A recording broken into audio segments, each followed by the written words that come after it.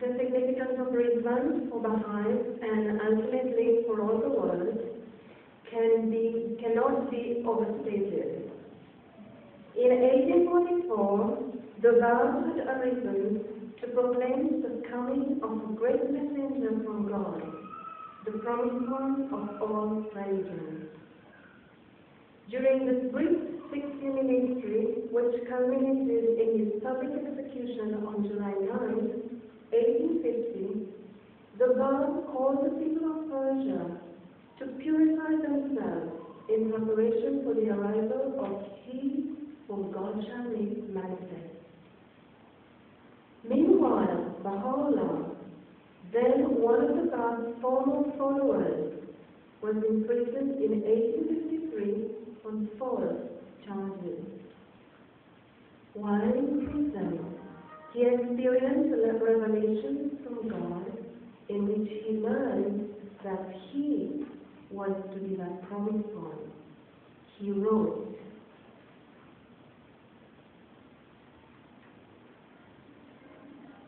"But listen to he wrote, I was but a man like others, asleep upon my couch, when lo, the breezes of the all-glorious were wafted over me, and taught me the knowledge of all that hath been. This thing is not from me, but the one who is almighty and all-knowing. And he bade me lift up my brooks between earth and heaven."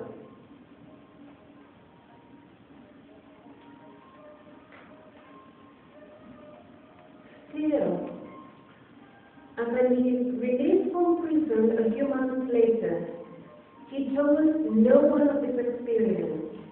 Indeed, for 10 years, the entire duration of his exile in Baghdad, he kept silent on this, the greatest of matters.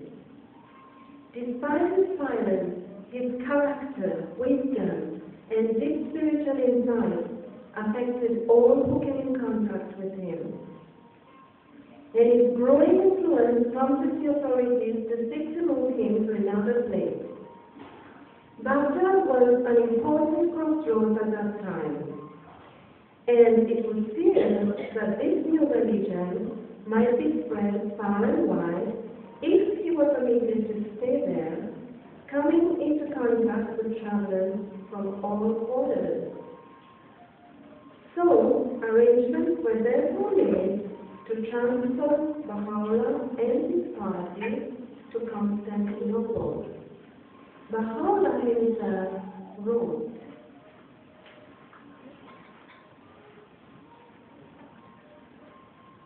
Baha'u'llah wrote, "The divine springtime is come, O most exalted pen, for the festival of the All-Merciful is fast approaching.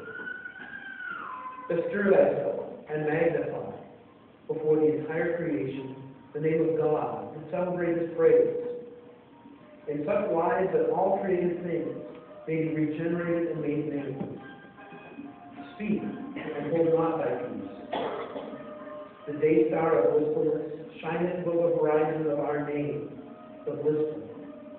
Inasmuch as the kingdom of the name of God hath been adorned with the ornament of the name of thy Lord, the Creator of the heavens. Arise before the nations of the earth, and arm thyself with the power of this most great man, and be not of those who carry it."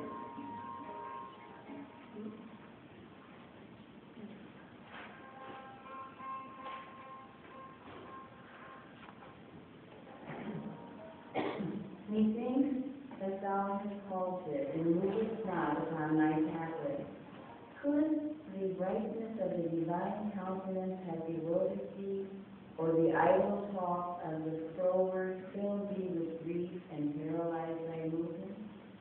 Take heed, lest anything deter thee from extolling the greatness of this day, the day whereon the finger of majesty and power hath opened the seal of the wine of reunion, and called all who are in heaven and all who are on earth. Prefers thou to tarry when the breeze announcing the day of God have already breathed over thee? Or art thou of them that are shut out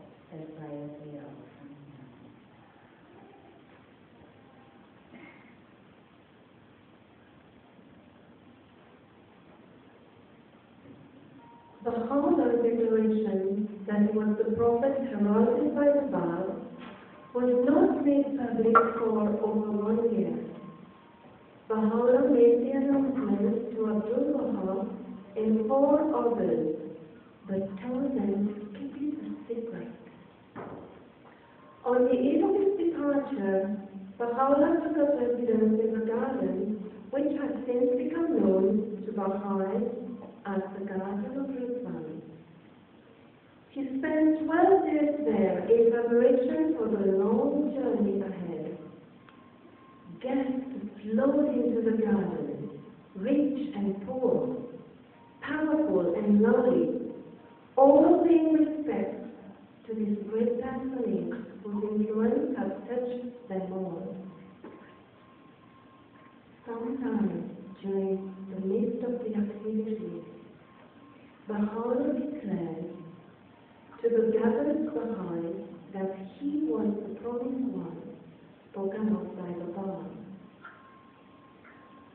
Of this day predicted in all of the world's great religions, the culmination of every prophet from Adam to Muhammad, and the fulfillment of the long-awaited return of Christ himself. Baha'u'llah wrote,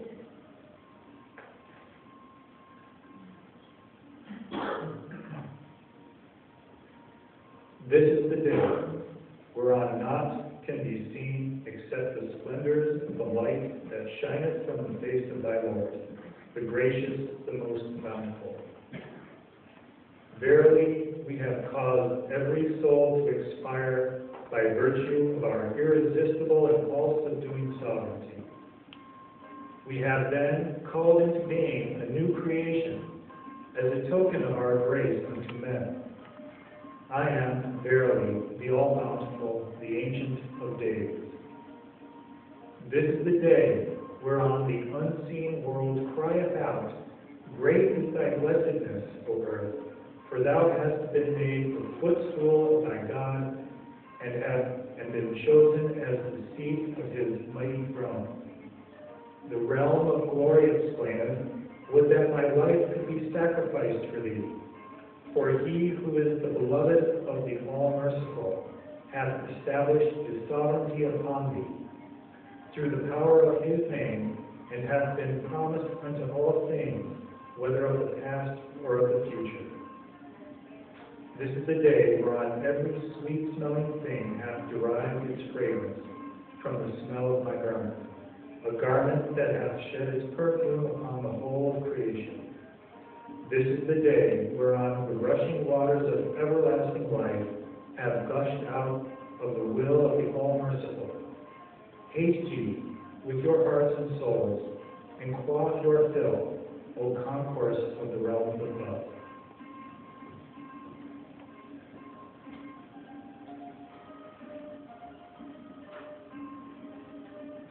Later,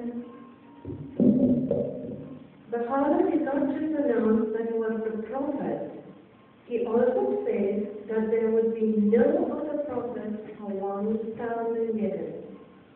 That his followers could, under no circumstance, fight to protect or promote the Baha'i faith. He further announced that all the names of God were fully manifest in all things. This could be taken to mean that the world has been mystically transformed, and that there was now a new relationship between God and humanity, and that all would be called upon to arise and fulfill this long-awaited day.